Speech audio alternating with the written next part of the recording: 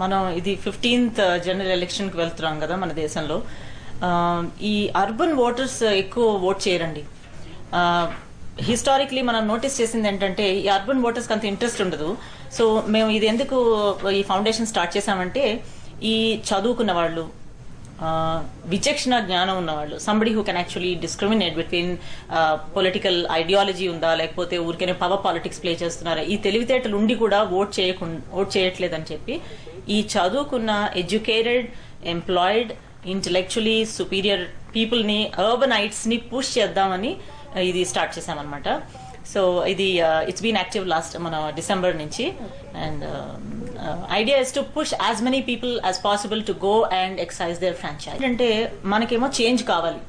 Roads బాగాలేవు, drains బాగాలేవు, చెత్త రోడ్డు మీద ఉంది, ఇవన్నీ బాధలు ఉంటాయి, డిమాండ్స్ ఉంటాయి మనకి.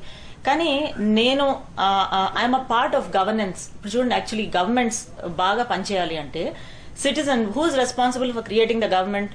అంటే సిటిజన్ లేకపోతే గవర్నమెంట్ ఉండనే ఉండదు.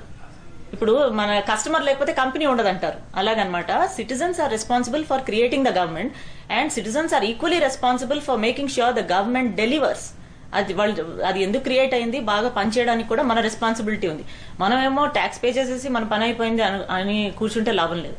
సో రీజన్స్ ఏంటంటే, ఒకటి అసలు మన రోల్, ఈ అర్బనైట్స్ కి వాళ్ళ రోల్ అర్థం కావట్లేదు. ఏంటంటే I'm a part of the governance mechanism. నేను వెళ్లి నేను ఓట్ వేయడమే కాకుండా I will monitor its functioning also. I have a role there అని నా రోల్ నేను అర్థం చేసుకున్న రోజు యూనో అది చేయొచ్చు. బట్ సిటీలో ఈ రోల్ అండర్స్టాండింగ్ లేదు. ఇంకోటి ఏంటంటే మనం ఒక ఫోర్స్ అని కూడా మర్చిపోయారు కంప్లీట్ గా అనమాట. ఇప్పుడు ఏంటంటే ఇప్పుడు ఫర్ ఇన్స్టెన్స్ ఇవాళ మేము ఇప్పుడు రన్ నుంచి వస్తున్నాం, అందరం 5 కిలోమీటర్ రన్ చేసి వస్తున్నాం. మేమందరం 3000 మంది పార్టిసిపేట్ చేశారు. అయితే పొద్దున బయలుదేరుతుండగానే చాలా మంది అడిగారు మా నేబర్స్, కరుణ ఎందుకు, why do want do this, what change will you bring about అని. అంటే అది రకమైన నిర్లిప్తత. అది ఎందుకు వచ్చిందంటారు? అది లర్నెడ్ హెల్ప్లెస్నెస్ అంటాం. అంటే ఏంటో, ఇదివరకు మనం ఓకే ఓటు వేసాము, మేబీ ఏం థింగ్స్ మారలేదు అలా అనుకుని ఎప్పుడో చేసినవన్నీ యూనో ఇప్పుడు ఎలా చెప్పాలి, it's like you believe you can't influence the system. ఆ అనవసరమైన థాట్స్ వచ్చాయన్నమాట. దాంతో ఏమవుతుందంటే ఇప్పుడు మళ్ళీ చైతన్యం రప్పించాలని now we are doing it in a big fashion. If you want to see change, become a part of the change. That is the ఎగ్జస్ అండి. వన్ ఆఫ్ ద రీజన్స్ ఏంటంటే, మనం ఇప్పుడు 3 బ్యాడ్ ఆప్షన్స్ లో నేను వెళ్ళి ఏం చూస్ చేసుకుంటాను అని వాళ్ళకి అలాంటి నమ్మకం కూడా ఉండొచ్చు. అలా అని మనం వదిలేసాం అనుకోండి, ఇంకా సిస్టమ్ ఇంకా డిటీరియేట్ అయ్యి simple problems become more systemic problems అంటారు. అప్పుడు ఇంకా మన డిఎన్ఏలోకి వెళ్ళిపోతాయి ప్రాబ్లమ్స్. అప్పుడు మనం లాగడం, బయటకు రావడం చాలా కష్టం. సో ఇప్పుడు ఏంటంటే ఫస్ట్ స్టెప్ ఏంటంటే వెళ్ళి ఓట్ చేయాలి. Then you should be recognized as a powerful force. ఆ తర్వాత then gradually you will develop, ఈ యాక్టివిటీ వల్ల you will develop interest in politics. What is development?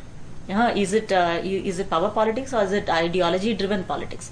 ఇవన్నీ ఆ థాట్స్ వచ్చి then more and more educated people who want to do good for the nation will start contesting for the elections. అంటే ఈ process మనం voting నుంచి awareness తీసుకుని వచ్చి మెల్లగా కంటెస్టెంట్ క్వాలిటీ కూడా మనం ఇంక్రీజ్ చేయొచ్చు, అది బెటర్ చేయొచ్చు అనమాట. అప్పుడు ఏమవుతుందంటే then we can hope for better governance.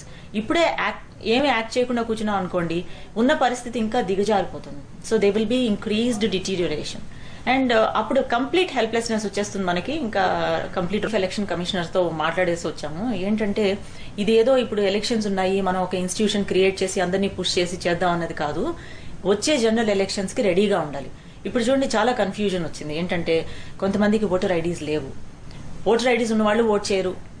ఇంకోటేమో ఈ డీలిమిటేషన్ అని చెప్పి కన్ఫ్యూజన్ వచ్చింది. ఇప్పుడు కొంతమంది somebody move from SR Nagar to అక్కడ ఏదో కూకట్పల్లిలో ఉన్నారనుకోండి, వాళ్ళకి దే కాంట్ ఎక్సైజ్. సో ఇలాంటివి ఏవో రకరకాల ఎక్కడ వాళ్ళు దొరకట్లేదు. నిన్నెవరో ఒక ఆయన కనిపించి నాకు 4 ఓటర్ ఐడీస్ ఉన్నాయని. సో ఈ కన్ఫ్యూజన్ ఉంది. ఇవంతా పోవాలి అంటే వచ్చే జనరల్ ఎలక్షన్ కి ఒక ఇన్స్టిట్యూషనల్ ఫెసిలిటీ క్రియేట్ చేయాలి. ఏంటంటే అది గవర్నమెంట్ రిప్రజెంటేటివ్స్ ఉండాలి, థింకింగ్ సివిల్ సొసైటీ రిప్రజెంటేటివ్స్ ఉండొచ్చు, ఎన్జిఓ రిప్రజెంటేటివ్ ఉండొచ్చు, అకాడమిక్స్ ఉండొచ్చు, స్పోర్ట్స్ పర్సన్స్ ఉండొచ్చు. Somebody who's conscientious and who wants to bring good change into the system can volunteer to be a part of that team.